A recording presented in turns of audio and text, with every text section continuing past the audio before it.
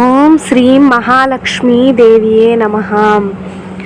లక్ష్మీదేవి అనుగ్రహం కోసం, శ్రీ మహాలక్ష్మి కటాక్షం కోసం కొన్ని మార్గాలు సూచిస్తున్నారు పెద్దలు. అవి మొదటిది శ్రీఫలం. పేరులోనే శ్రీ ఉన్న ఈ చిన్న కొబ్బరికాయని లఘునారికేలం అని కూడా అంటారు. లక్ష్మీదేవి నీటిలోనూ ఫలాలలోనూ ఉంటుంది కాబట్టి ఈ శ్రీఫలాన్ని లక్ష్మీదేవికి ప్రతిరూపంగా భావిస్తూ ఉంటారు. పైగా దీన్ని నిరంతరాయంగా పూజ గదిలో ఉంచుకునేందుకు కూడా వీలు ఉంటుంది కదా. ఏళ్నాటి శనితో బాధపడుతున్న వారు, వ్యాపారంలో లాభాలను కోరుకునేవారు శ్రీఫలాన్ని పూజ గదిలో కానీ క్యాష్ బ్యాకుల్లో కానీ ఉంచితే ఎనలేని విజయాలు సొంతమవుతాయంటారు. రెండవది శ్రీ సూక్తం. అమ్మవారిని స్తుతిస్తూ సాగే శ్రీ సూక్తం ఈనాటిది కాదు. వీటి మూలాలు ఋగ్వేదంలోనే ఉన్నాయి.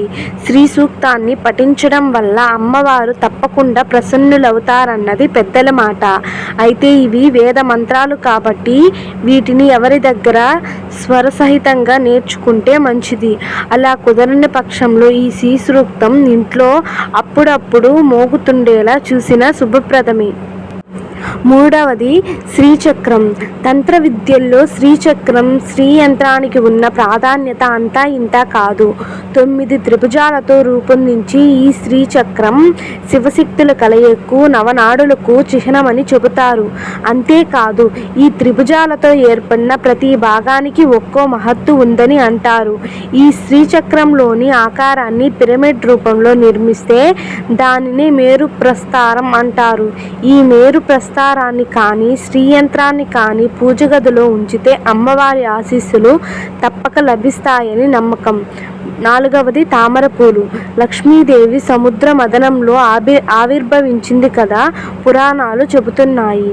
అందుకనే ఆమెకు నీటికి సంబంధించిన శంఖం, గవ్వలు, తామర గింజలతో పూజ చేస్తే మంచిదని అంటారు. ఈ విషయంలో అంతగా స్పష్టత లేకపోయినప్పటికీ లక్ష్మీదేవిని తామర పూలతో పూజిస్తే విశేషమైన ఫలితం లభిస్తుందని పండితుల మాట. తామర పువ్వులను నేతిలో ముంచి హోమంలో వేసిన లక్ష్మీదేవి విగ్రహాన్ని తామర పూలతో పూజించిన శుభప్రదమే. ఐదవది నేతి దీపాలు.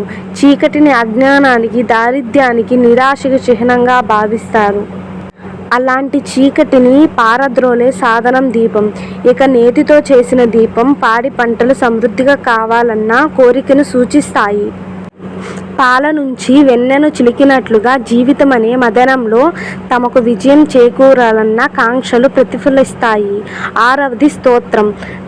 నమః సర్వస్వరూపే నమః కళ్యాణదాయిని మహాసంపత్ ప్రదే దేవి ధనదాయి నమోస్తుతే మహా భోగప్రదే దేవి ధనదాయై నమోస్తుతే సుఖమోక్షప్రదే దేవి ధనదాయై నమోస్తుతే బ్రహ్మరూపే సదానందే సదానంద స్వరూపిణి ధృతసిద్ధ ప్రదే దేవి ధనయాదై నమోస్తుతే విద్యుత్ సూర్య ప్రకాశ దేవుద్య దారిద్ర్య మండలే శివసత్వం ప్రదే దేవి ధనదాయే నమోస్తుతే విష్ణురూపే విశ్వమతే విశ్వపాలనాకారిణి మహాసత్వ గుణే సంతే ధనదాయై నమోస్తుతే శివరూపే శోభానందే కారణానంద విగ్రహే విశ్వసంహార రూపే చ ధనదాయ నమోస్తుతే పంచతత్వ స్వరూపే చ పంచాశద్వర్ణ దర్శితే సాధకాపీష్టదే దేవి ధనదాయ నమోస్తుతే.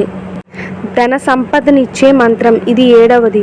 కుబేరత్వం ధనాధీశ గృహేతే కమలా స్థితా తాందేనం తేషాయ సునవృద్ధిత్వం మద్గృహేతే నమో నమః. ఈ మంత్రాన్ని నిష్ఠగా రోజుకు 108 పర్యాయాలు చొప్పున 28 రోజులు అనిపించాలి. ఓం శ్రీ మహాలక్ష్మి చైన్యం నమః. సర్వేణ సుఖినో భవంతు. శ్రీమాత్రే నమః.